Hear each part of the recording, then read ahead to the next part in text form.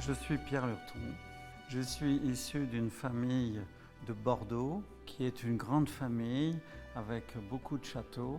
En 91, j'ai commencé à acheter Marjosse, mon jardin secret, My Secret Garden in Bordeaux. Château Marjosse is a reality of my life. Le château a été construit en 1788, un an avant la Révolution française.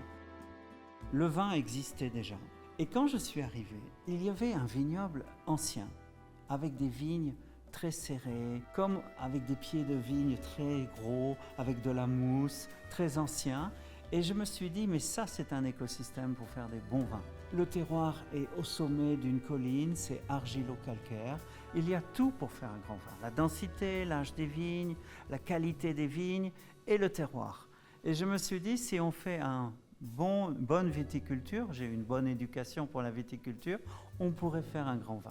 Et cette histoire est partie comme ça.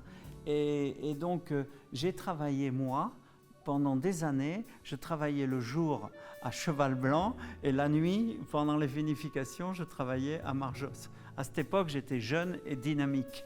Et progressivement, Marjosse a été connue dans le monde entier comme une jolie marque de Bordeaux. Moi, je faisais Marjosse, le vin traditionnel de Bordeaux avec du Merlot, du Cabernet Franc, du Cabernet Sauvignon, un peu de Malbec.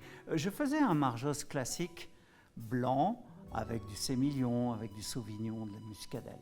Et je faisais un Marjosse classique rouge. Et quand Alexandra est arrivée dans ma vie, elle m'a dit, mais tu as des vieilles vignes de Cabernet Franc. Pourquoi tu ne fais pas un vin pur de Cabernet Franc qu'on appellera Anthologie de Marjosse. C'est comme ça qu'est créé, on verra à la dégustation, Anthologie de Marjosse, c'est 100% of Cabernet Franc. Et puis après, j'ai fait 100% of Merlot et j'ai commencé à créer des petites cuvées. J'aime beaucoup le traditionnel, mais nous avons depuis 4 ans fait un blanc avec des vieilles vignes de Sémillon, Sauvignon, que nous avons vinifié en barrique. Et là, ce vin, ça s'appelle Palombe. C'est comme les palombes, c'est les oiseaux, a un succès absolument incroyable. Et ce vin est absolument très, je dirais, très agrume et surtout a une espèce de complexité à la fois aromatique et à la fois au niveau de la dégustation et surtout aucune lourdeur. Et le Sauvignon ne sent pas le Sauvignon. Ça, c'est vachement important. Parce que le Sauvignon, qui sent le Sauvignon, on en fait partout dans le monde. Et moi, j'aime garder la fraîcheur du Sémillon, un vin relativement allongé, avec une petite amertume en finale qui donne le dernier rebond. Ça, c'est important. Le secret derrière les grands vins, c'est à la fois le terroir, le climat et les hommes. Et il y a quand même des lieux privilégiés où il y a la conjonction de l'ensemble. Vous savez, l'énologie a fait beaucoup de progrès pour les vins, mais la viticulture est quelque chose d'essentiel. Comme on dit, il faut chercher dans l'histoire, je dirais, l'avenir d'un grand vin. Et moi, je trouve qu'un grand vin, c'est un vin qui a sa diversité, sa signature, qui a l'expression de son terroir et qui a la discrétion de son vinificateur. Discrétion.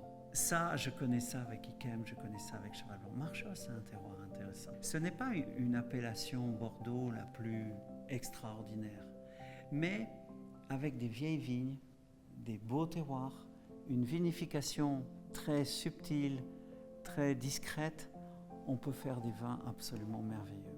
Il est important que devant un grand terroir, l'homme s'efface. Et il ne faut pas que la main de l'homme soit trop présente. Et parfois, il faut que la grande réussite d'un vin, c'est parfois pas d'être toujours parfait. C'est de mettre à l'intérieur des petites choses qui sont des erreurs, mais souvent, la nature des erreurs en fait des qualités. C'est souvent, je dis, comme le visage d'une femme trop parfait, c'est ennuyeux. Quelques petites imperfections, c'est le charme, c'est l'excitation. C'est ça, un grand vin. Beba com moderação. Inscreva-se no nosso canal.